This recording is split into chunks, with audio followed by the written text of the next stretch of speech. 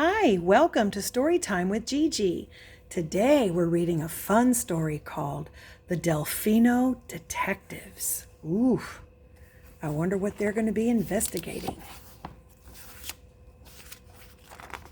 I love the pictures in the artwork, so bright and vibrant.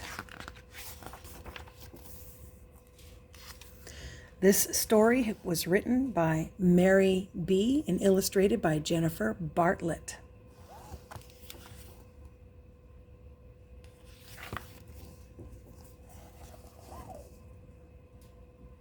"Look, William," said Laura as she and her brother sat down on the front porch with their peanut butter and banana sandwiches.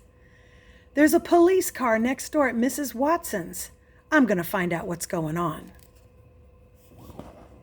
There's the police car. "Wait, Laura," called William. "You can't just ring the doorbell and say, 'Hello, officer, Laura Delphino here. What seems to be the problem?'" "Of course I can," said Laura, but at that moment, Mrs. Watson's front door opened and out stepped the police officer.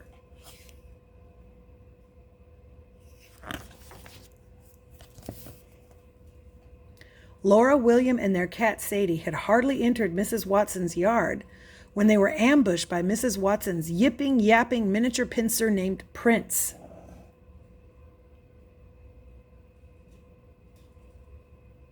Sadie was off like a shot and up a nearby tree, so Prince had to settle for Laura and William. There's Sadie, and there's a police officer saying goodbye. But something was wrong. Prince, whose coat was normally handsome, dark, and sleek, sported strange pink spots all over. The spots weren't soft like the rest of Prince's coat. "What happened to Prince?" asked William. When the police officer pulled away, Mrs. Watson stepped out into her yard. "Prince," she called, "you come back here. I'm sorry, he just got away from me." "What happened?" asked Laura. "He's been vandalized. When I let him out this morning, somebody painted my poor Pookie pink. Oh my, and that policeman was no help at all. He just asked me a few questions and went on his way."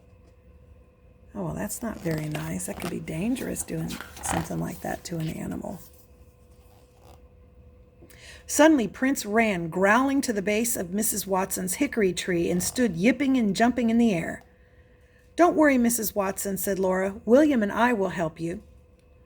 "Oh, do you think you could?" asked Mrs. Watson. "It certainly would ease my mind." "Delphino detectives at your service," said Laura. "We won't rest until we've solved your case."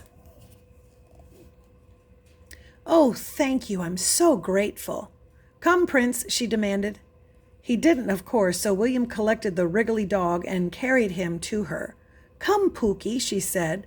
"Let's see if we can get you cleaned up. Maybe some mineral spirits."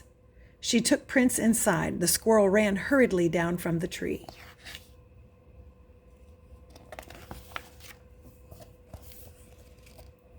William stood scowling at Laura.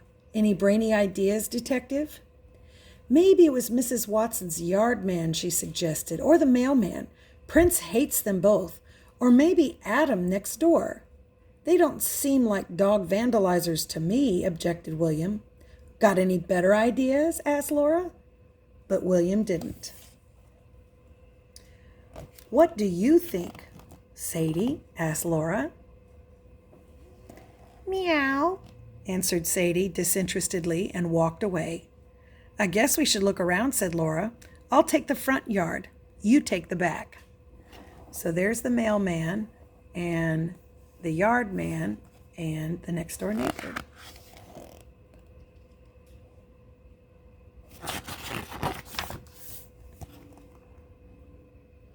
Laura checked the mailbox. It was empty. What could that mean? She checked the front porch. Nothing. She checked the driveway and garage. The lawnmower was in place. The grass looked like it hadn't been mowed in almost a week. William checked the back porch, garbage bin, and bird feeder. He went to check the shed, but it was locked. What should he be looking for? He didn't have a clue.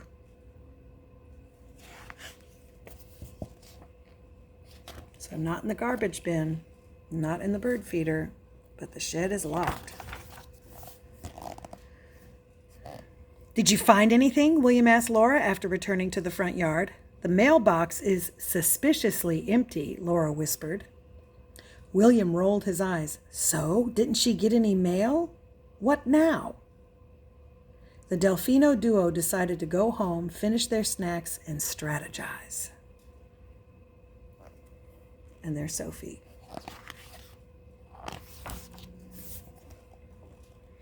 When their strategy got them no closer to solving the case, William and Laura decided to break from detective work and pass the soccer ball for a bit. William stopped the ball and paused. Is that Sadie at the back of Mrs. Watson's shed?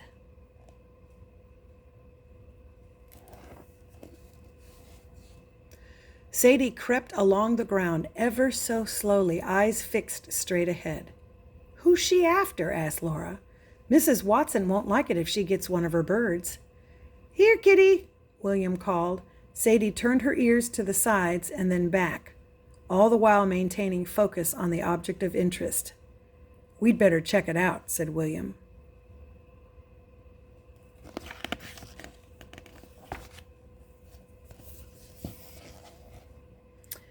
When William and Laura reached Sadie, they could see that it was no bird she was stalking. It was a big squirrel. The squirrel stood, tail flicking, regarding Sadie critically. You can't get that squirrel, said Laura, giggling. Let's go, William. Wait, said William. Don't you notice something strange? Laura looked and her mouth dropped open. Do you see something strange?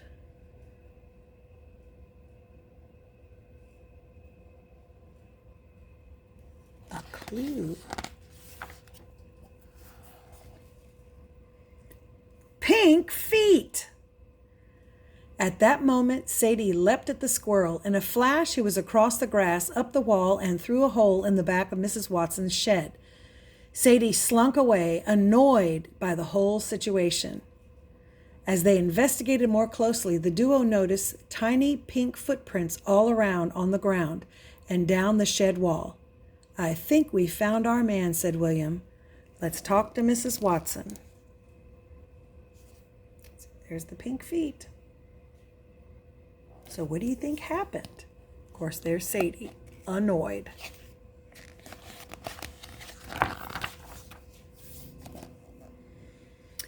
Come in, dear, said Mrs. Watson loudly, to be heard above Prince's yipping-yapping. She opened the door and Prince, only slightly less pink than before, took off after Sadie, who was looking on. Oh, no thank you, said William. We just wanted to ask some questions. Do you happen to have any pink paint in your shed? Asked Laura. Mrs. Watson thought, maybe I do have some pink left from painting my powder room. Then was the shed open this morning by any chance? Asked William. No, she answered. I keep it locked to keep Prince out. That dog goes crazy in there. I don't know what he's after, but he gets in anyway. I think he dug a tunnel under the back wall. Can we check it out? Asked Laura. Why, of course, answered Mrs. Watson. Let me get the key.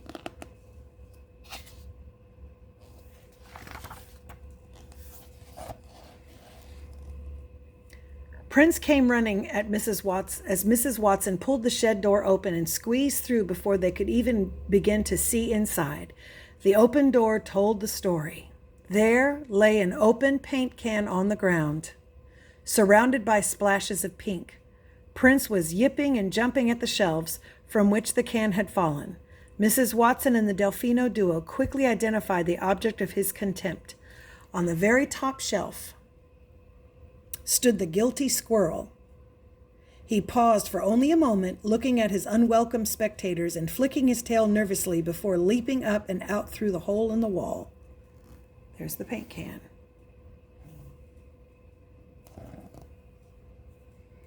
Here's how it happened, said William. Prince got into the shed after that squirrel.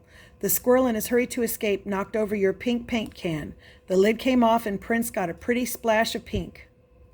I think I understand, said Mrs. Watson, but how did you know? We saw the culprit outside, answered Laura. Sadie found him. Pink feet. Mrs. Watson laughed out loud. Prince stood sulking, rather irritated that his squirrel had gotten away.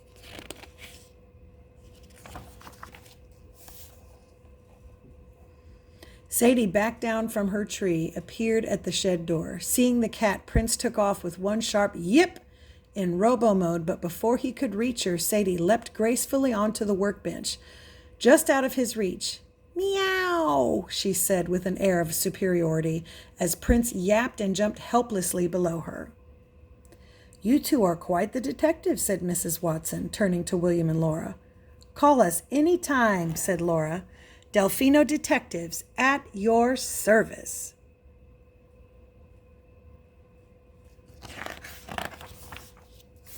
And that's our story. I hope you liked it. That was kind of fun, wasn't it?